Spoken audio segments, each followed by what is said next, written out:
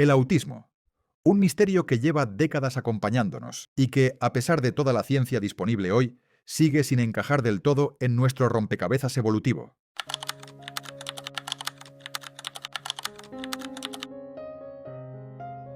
Porque si el autismo tiene un fuerte componente genético, y si en muchos casos dificulta la vida social o incluso la reproducción, entonces, ¿cómo es posible que siga existiendo? ¿Por qué la naturaleza no lo filtra, como hizo con tantos otros rasgos que no eran útiles?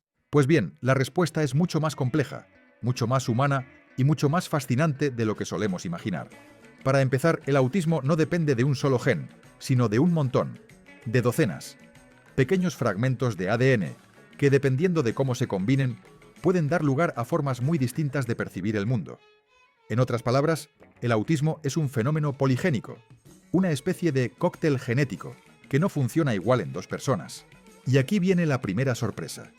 Muchos de estos genes también están relacionados con cosas buenas, muy buenas, como la inteligencia, la creatividad estructural y la capacidad de detectar patrones. Por eso, aunque algunos individuos con autismo lo pasen mal, la mayoría de las veces esos genes dan lugar a personas con capacidades cognitivas superiores o simplemente diferentes, pero funcionales. Durante años esta fue la explicación principal, que los genes asociados al autismo siguen en la población porque en general son beneficiosos y solo en ciertos casos se combinan de una manera que produce dificultades. Pero claro, cuando se trata del cerebro humano, nunca hay una sola respuesta. Con el tiempo surgieron teorías nuevas, algunas ya clásicas, como la del cerebro masculino extremo. Según esta idea, las personas con autismo tienden a centrarse profundamente en una sola tarea: analizar, organizar, entender sistemas, mientras que las habilidades sociales pasan a un segundo plano. Es decir, serían especialistas en sistematizar, pero menos en empatizar. Según esta teoría, las personas autistas, en situaciones sociales, tienden a activar más fácil las capas antiguas, las defensivas, lo que puede generar ansiedad, bloqueo o hiperestimulación. No es que no quieran conectar, es que su cuerpo y su cerebro funcionan con un equilibrio distinto. Pero ninguna de estas teorías responde a la gran pregunta: ¿por qué la evolución mantendría algo que puede ser tan difícil para muchas personas? La respuesta más completa llega en 2011. Y no viene de una sola idea, sino de una fusión. Según esta visión, el autismo no es un error, ni una falla, ni un fallo en la matriz. Es el resultado natural de cómo nuestra especie distribuyó la inteligencia y la diversidad de habilidades a lo largo de miles y miles de generaciones. Imagina esto. Tenemos unos 30 genes relacionados simultáneamente con el autismo y con diferentes tipos de inteligencia. En la mayoría de las personas, estos genes se combinan de forma que producen mentes rápidas, analíticas, detallistas, enfocadas. Personas sin autismo, pero con capacidades cognitivas cercanas a las de muchos autistas. Pero en un pequeño porcentaje de casos, si estos genes se combinan de cierta manera muy específica, o si hay pequeñas variaciones aleatorias, aparece el autismo. Es como si la naturaleza jugara con distintas configuraciones posibles de cerebro. La mayoría funcionan muy bien. Algunas funcionan de forma excepcional y unas pocas generan dificultades. Pero lo importante es esto. La gran mayoría de las veces, estos genes han sido beneficiosos, tanto que la evolución decidió conservarlos. De hecho, si analizamos comunidades humanas antiguas, y hasta las actuales, vemos algo interesante. No todas las personas deben tener las mismas habilidades. Las sociedades funcionan gracias a la diversidad. Hay quienes lideran, quienes cuidan a otros, quienes median, quienes recuerdan historias, quienes fabrican herramientas, quienes observan estrellas o quienes detectan patrones en la naturaleza que los demás pasan por alto. Y aquí aparece una idea poderosa. Los rasgos autistas, en niveles suaves o moderados, pudieron ser esenciales para que la humanidad avanzara. Piensa en esto. La persona que observaba el cielo, noche tras noche, hasta descubrir patrones de estaciones. El individuo capaz de crear herramientas más eficientes porque veía detalles que otros ignoraban. El que podía memorizar rutas, formas, cantidades, proporciones. El que diseñó armas, artesanías, instrumentos o técnicas nuevas. Muchos de esos talentos requieren concentración intensa, tolerancia a la repetición, sensibilidad a los detalles y un pensamiento más visual o lógico que social. Rasgos que hoy reconocemos en el espectro autista. Por eso hay investigadores que creen que algunos de los grandes genios de la historia, sin hacer diagnósticos retroactivos, podrían haber tenido rasgos autistas. Newton, Tesla, Ramanujan, incluso Mozart o Darwin. No porque tuvieran autismo, sino porque compartían ese tipo de mente que se enfoca, se obsesiona, se sumerge en algo hasta resolverlo. Todo esto nos lleva a una conclusión muy diferente a la que solemos escuchar. El autismo persiste porque forma parte de la variación natural de la inteligencia humana. No es un defecto de la evolución, es una de sus estrategias. Claro, eso no significa que las formas más extremas no sean difíciles. Lo son. La evolución no es moral, ni compasiva, ni perfecta. Simplemente trabaja con probabilidades. Y a veces los mismos genes que dan lugar a grandes talentos también pueden generar condiciones complicadas cuando se combinan de otra manera. Pero incluso así, si en conjunto esos genes han sido útiles para el grupo humano durante milenios, seguirán ahí. Esa es la lógica fría, pero también maravillosa, de la selección natural. Y en medio de todo esto aparece Temple Grandin, una niña autista, nacida en 1947, considerada sin futuro por muchos adultos de su época, pero que con el tiempo se convirtió en una de las mentes más brillantes en su campo. Una persona que, gracias a su forma distinta de pensar, revolucionó la industria ganadera y dio visibilidad al autismo como nunca antes. Temple Grandin es la prueba viviente de algo que puede cambiar por completo nuestra forma de ver el autismo.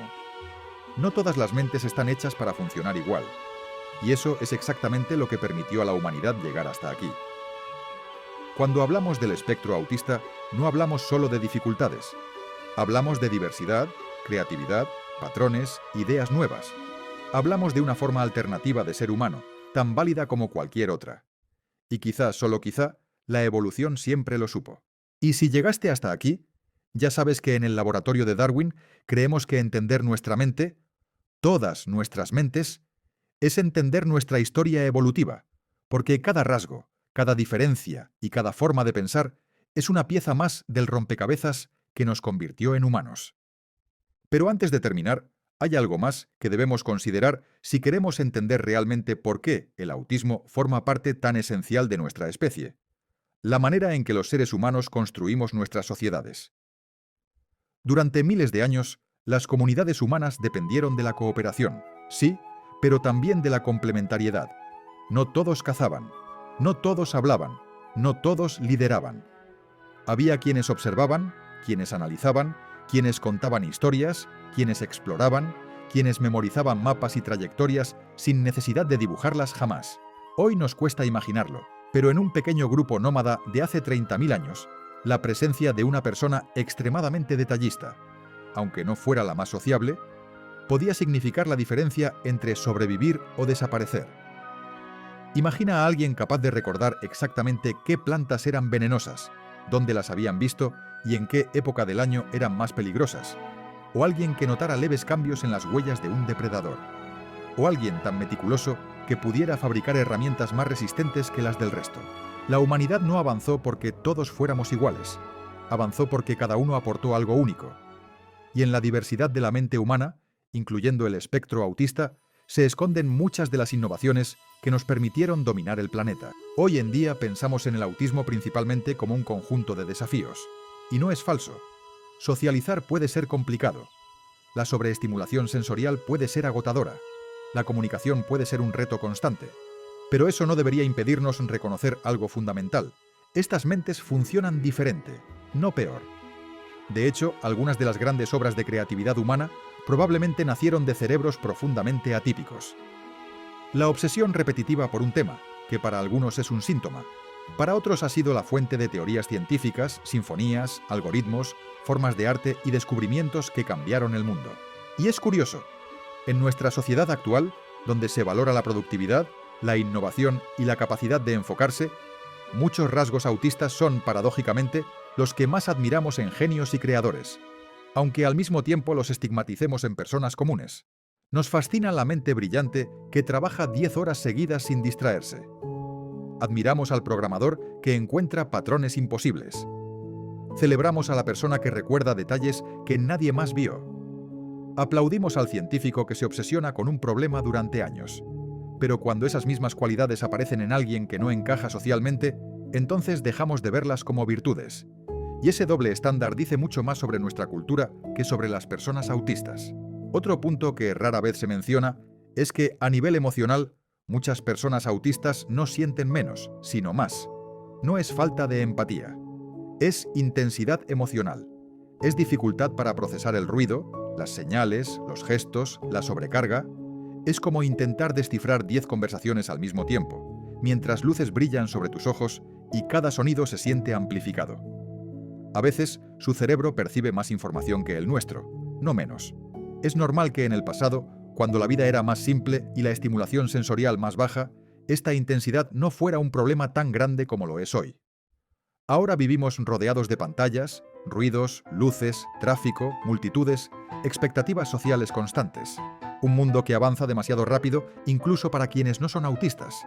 Por eso también hay un argumento evolutivo interesante. El autismo quizá no sea más frecuente ahora, quizá solo es más visible. Quizá antes se confundía con timidez, excentricidad, espiritualidad, genialidad o simplemente con ser diferente. Cada cultura nombró estos rasgos como quiso, y no todas lo hicieron de forma negativa. Algunas tribus valoraban a los individuos muy silenciosos, porque creían que podían escuchar la naturaleza.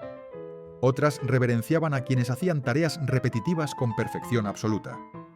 En sociedades antiguas, quienes vivían absortos en sus pensamientos eran considerados sabios. Pero en nuestra cultura moderna, donde todos debemos comportarnos igual, esas diferencias se recortan, se etiquetan, se diagnostican. Incluso podríamos decir que la evolución creó mentes diversas y que la cultura intenta homogeneizarlas. Sin embargo, la neurodiversidad nos está recordando que no somos máquinas, que no existe un solo tipo de cerebro correcto, que la humanidad nunca fue un molde, sino un mosaico. Por eso es tan importante hablar de autismo no solo como un trastorno, sino como un conjunto de rasgos que han acompañado a la humanidad desde sus raíces, rasgos que, en combinación adecuada, impulsan la innovación, el pensamiento profundo y la capacidad de ver el mundo desde ángulos que otros nunca notarían. Si entendemos eso, entonces empezamos a ver el autismo no como un error, sino como una posibilidad. Una forma de mente que, a lo largo del tiempo, nos dio algo que ninguna otra especie en la Tierra tiene: la capacidad de imaginar más allá de lo que nuestros sentidos permiten. Y quizá ahí está la clave de todo. El autismo persiste porque forma parte del repertorio natural de la mente humana, porque nos recuerda que pensar diferente no es un defecto, es una ventaja evolutiva, y porque sin esa diferencia, muchas de las ideas que construyen nuestro mundo nunca habrían existido. El próximo video se titula El grito de ayuda enterrado en nuestra cultura, y te prometo que te hará ver nuestra sociedad y tu propia vida de una forma completamente nueva. Así que si aún no lo haces, suscríbete a El Laboratorio de Darwin, activa la campanita y prepárate para seguir explorando los secretos de la evolución, la mente humana, y esos rasgos escondidos que nos definen mucho más de lo que creemos. Nos vemos en el próximo experimento.